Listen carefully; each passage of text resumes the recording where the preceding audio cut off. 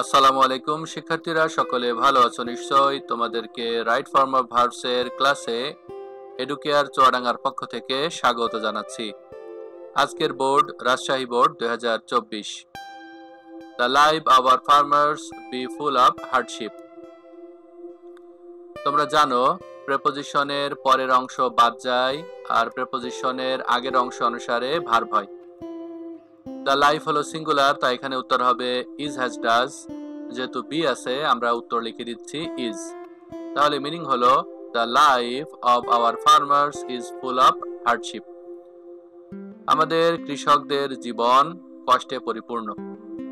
Many a farmer, অনেক কৃষক, not know how to cultivate scientifically. তোমরা জানো many a farmer singular meaning বোঝায়, তাই এখানে উত্তর হবে ইজ, হ্যাজ, ডাজ। তোমরা দেখতে পাচ্ছ এখানে নট আছে এবং ডু ভার্ব বসানো আছে। তোমরা জানো নেগেটিভ করতে গেলে অক্সিলারি ভার্ব নটের সাথে বসে। এখানে যেহেতু সিঙ্গুলার মিনিং বোঝাচ্ছে তাই আমরা সেই ডাজটা নটের সাথে বসিয়ে আনসার করে দেব ডাজ নট নো। তাহলে এই বাক্যের অর্থ হলো অনেক কৃষকই জানেন না যে কিভাবে বৈজ্ঞানিক পদ্ধতিতে চাষাবাদ করতে হয়। They work hard from dawn to dusk. They হলো প্লুরাল, তাই আনসার হতে পারে আর হ্যাভ টু, আবার এটাকে মডেল দিয়ে আনসার করা যায় ক্যান ওয়ার্ক। তাহলে আনসার যদি হয় they work hard from dawn to dusk, তাহলে তার অর্থ হবে তারা সূর্য উদয় থেকে সূর্যাস্ত পর্যন্ত কাজ করেন। আবার আমরা যদি ক্যান ওয়ার্ক দিয়ে আনসার করি তাহলে সেখানে তাদের সামর্থ্য বোঝাবে, এরকম ভাবে যে they can work from dawn to dusk, তারা সূর্য উদয় থেকে সূর্যাস্ত পর্যন্ত কাজ করতে পারেন। এটার আনসার ওয়ার্ক দিলেও হবে, আবার ক্যান ওয়ার্ক দিলেও হবে। But their toil go away due to lack of scientific knowledge. Their toil হলো সিঙ্গুলার সাবজেক্ট। তোমরা জানো সাবজেক্ট সিঙ্গুলার হলে উত্তর হয় ইজ, হ্যাজ, ডাজ, তাই আমরা গো কে করে দিচ্ছি গোজ। এই বাক্যের অর্থ হলো বৈজ্ঞানিক জ্ঞানের অভাবে তাদের কষ্ট বৃথা যায়। Our government offers a lot of opportunities. আমাদের সরকার বিভিন্ন ধরনের সুযোগ সুবিধা অফার করছেন টু দেম, তাদেরকে। কি উদ্দেশ্যে? With a view to eliminate their sufferings. তোমরা জানো উইথ এ ভিউ টুর পর ভার্বের সাথে আইনজি যোগ হয়, তাই আমরা এলিমিনেট কে করে দেব এলিমিনেটিং। তাহলে পুরো বাক্যের অর্থ হলো আমাদের সরকার তাদের দুঃখ কষ্টকে কমানোর জন্য বিভিন্ন রকম সুযোগ সুবিধা অফার করছেন। Unfortunately, দুর্ভাগ্যবশত, they not avail themselves of those opportunities. they হলো প্লুরাল সাবজেক্ট, সাবজেক্ট প্লুরাল হলে উত্তর হবে আর হ্যাভ টু। এখানে নট আছে এবং ডু ভার্ব আছে। তোমরা জানো নট থাকলে অক্সিলারি ভার্ব নটের সাথে বসে, তাই এখানে উত্তর হবে ডু নট অ্যাভেইল। দুর্ভাগ্যবশত তারা সেই সুযোগ সুবিধাগুলো গ্রহণ করতে পারছেন না। It's time they get scientific education and all concerned help them. এই বাক্যে and ওয়ার্ডটি খুব গুরুত্বপূর্ণ। and এর আগে দেখো it is time এই ফ্রেজটি রয়েছে। এই বাক্যের ক্ষেত্রে they সাবজেক্টের আগেও it is time রয়েছে ধরতে হবে, আবার all concerned সাবজেক্টের আগেও it's time ফ্রেজটি রয়েছে ধরতে হবে।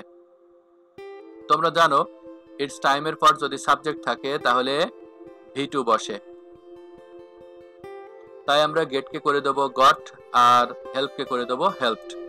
তাহলে পুরো বাক্যের অর্থ হলো ইটস টাইম, এখনই সময়, দে গট সায়েন্টিফিক এডুকেশন, তারা বৈজ্ঞানিক শিক্ষায় শিক্ষিত হবেন, এন্ড অল কনসার্ন এবং সংশ্লিষ্ট সকলে হেল্প দেম, তাদেরকে মানে কৃষকদেরকে সাহায্য করবেন। If they educate they contribute better to the prosperity of the country. এই বাক্যে দেখো ইফ আছে, ইফ মানে হলো কন্ডিশনাল বাক্য। এই বাক্যের আনসার দুই ভাবে করা যায়, সেকেন্ড কন্ডিশনাল দিয়েও আনসার করা যায়, আবার ফার্স্ট কন্ডিশনাল দিয়েও আনসার করা যায়। তোমরা জানো সেকেন্ড কন্ডিশনালের ক্ষেত্রে যদি আগের অংশে V2 হয়, পরের অংশে উড, কুড, মাইট V0 বসে। আবার ফার্স্ট কন্ডিশনালের ক্ষেত্রে আগের অংশে যদি V1 বসে, পরের অংশে উইল V0 বসে। প্রথমে সেকেন্ড কন্ডিশনাল আনসারের মিনিংটা কি হয় সেটা বলে দিচ্ছি। আরেকটা কথা, তোমরা এখানে দেখতে পাচ্ছ এই অংশটাকে প্যাসিভ করা হয়েছে।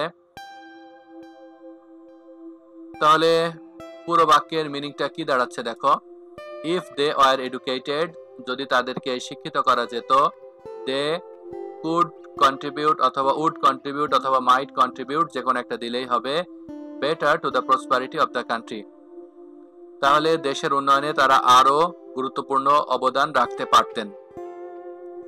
এই আনসারটাই যদি আমরা ফার্স্ট কন্ডিশনাল দিয়ে করি তাহলে তার মিনিংটা হবে এরকম, ইফ দে আর এডুকেটেড, যদি তাদেরকে শিক্ষিত করা যায়, they will contribute better to the prosperity of the country, তাহলে তারা দেশের উন্নয়নে অবদান রাখতে পারবেন। পরের অংশ দেখো, the prosperity of our country lie in their proper education. তোমরা জানো প্রেপোজিশনের পরের অংশ কাটা যায়, তাই প্রেপোজিশনের আগের অংশ অনুসারে ভার্ব হয়। এখানে সিঙ্গুলার সাবজেক্ট রয়েছে, তাই উত্তর হবে ইজ হ্যাজ ডাজ। এখানে ভার্ব আছে ডু ভার্ব, তাই আমরা ডু ভার্বকে করে দিচ্ছি লাইস। এই বাক্যের অর্থ হলো the prosperity lies in their proper education, আমাদের দেশের উন্নয়ন নির্ভর করছে তাদেরকে সঠিকভাবে শিক্ষিত করার উপর। পরের অংশ দেখো, to educate a farmer mean educating a family and a nation. দেখতে পাচ্ছ এই অংশের সাবজেক্ট হলো ভার্ব। তোমরা জানো ভার্ব যদি সাবজেক্ট হয় তাহলে সেটাকে জিরান্ড করা যায়, আবার ইনফিনিটিভও করা যায়।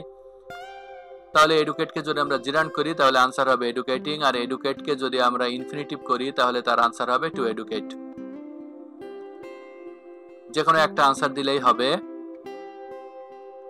তোমরা জানো এখানে যেহেতু ডু ভার্ব দেয়া আছে তাই ডু ভার্বকে আমরা ডাজ করে দেব, আনসার হবে মিন্স।